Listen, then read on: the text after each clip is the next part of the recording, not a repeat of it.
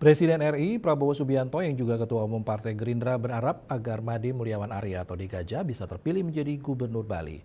Prabowo menyebut dalam memimpin Negara Kesatuan Republik Indonesia NKRI ingin membentuk pemerintahan yang bersih sehingga membutuhkan bantuan kerja keras dari jajaran pejabat di daerah.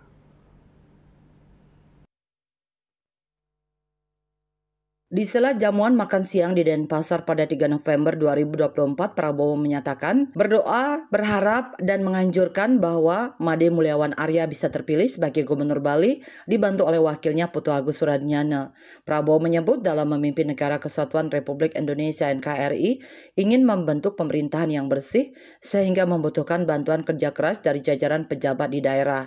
Jenderal Kehormatan Bintang 4 tersebut berharap masyarakat Bali memilih orang yang bisa diajak bekerja sama dan sudah dikenal hatinya, yaitu Digaja.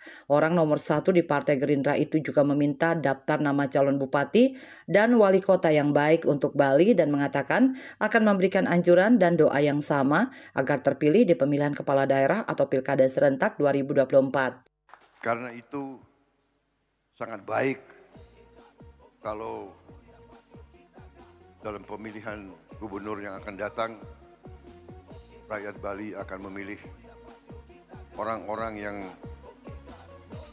bisa dikatakan cinta negaranya, cinta budayanya, orang-orang yang amanah, orang-orang yang membela rakyat kecil. Saya kira itu, dan pendapat saya sangat gembira kalau nanti saya bisa kerjasama dengan seorang gubernur yang saya sudah kenal hatinya baik. Saya kira saudara sudah mengerti maksud saya ya. Nggak perlu saya sebut langsung kan? Perlu? Perlu.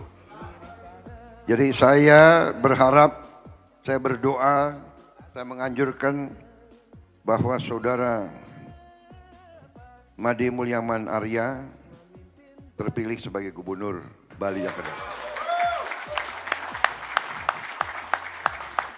Dibantu oleh wakil ya, Bapak Putu Agus Suradnyana.